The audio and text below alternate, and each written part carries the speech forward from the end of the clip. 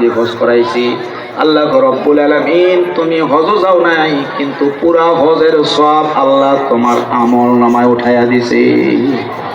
আর একটা খুশির সংবাদ হলো, তুমি যদি এতিম গরিব তাদেরকে টাকা পয়সা না দিয়া, চাউলের বস্তা না দিয়া তুমি যদি হজ যাইতা, হজটা যদি আল্লাহর দরবারে কবুল হইয়া যাইতো, তো একটা হজের সওয়াবই তুমি পাইতা, ঠিক কিনা ধরে বলেন?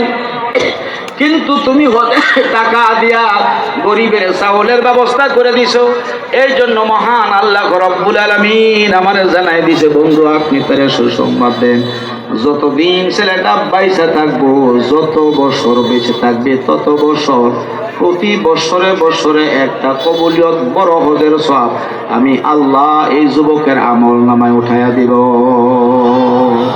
আর যখন ছেলেটা মারা যাবে, নবী এই কথাটাও জানায় দেন, কবরের ভিতরে হাজার হাজার বছর থাকতে হবে, কিয়ামত পর্যন্ত যত বছর আসবে, হজের মৌসুম আসলে এই যুবকের আমল নামায় প্রতি বছর একটা করে বড় হজের সওয়াব আমি আল্লাহ উঠাইয়া দিব।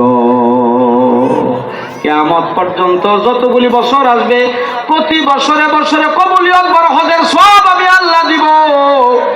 আরেকটা সুসংবাদ হলো, টাকার ব্যাগটা কোথায়?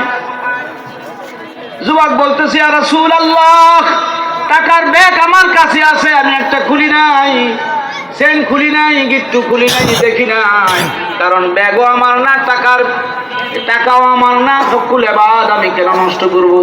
আল্লাহ রাসূল বলে, না না না, তুমি দিছিলা মহিলারে 200 দিরহামের বাজার কইরা 400 দিরহাম নগদ, মোট হলো 600 রুপার টাকা।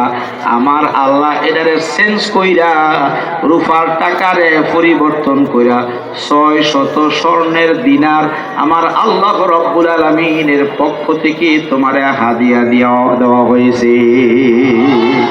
আল্লাহর পক্ষ থেকে তোমাকে হাদিয়া দিছে 600 স্বর্ণের দিনার। টাকায়া দেখো, কইলা দেখো, একটা বেশিও হবে না, 600 থেকে যুবক একটা দিনার কমও হবে না। আল্লাহু আকবার বলেন।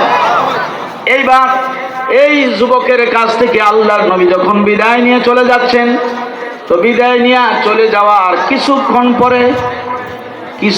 পরে যুবকের ঘুম ভাঙলো। ঘুম যখন ভেঙে গেল, এইবার তাকায় দেখে, হায় হায়, আমি যে নবীজির সাথে মুসাফা করলাম, মুআনাকা করলাম, কথাগুলি বললাম, এটা তো বাস্তব ছিল না, এটা তো স্বপ্ন ছিল। কিন্তু তারপরেও যুবক সিজদায় কইরা মাওলার শুকর গুজার করে, আল্লাহ, নবীজি বলছেন, হাদিসের ভিতরে আছে, কোনো উম্মত যদি আমাকে স্বপ্নে দেখে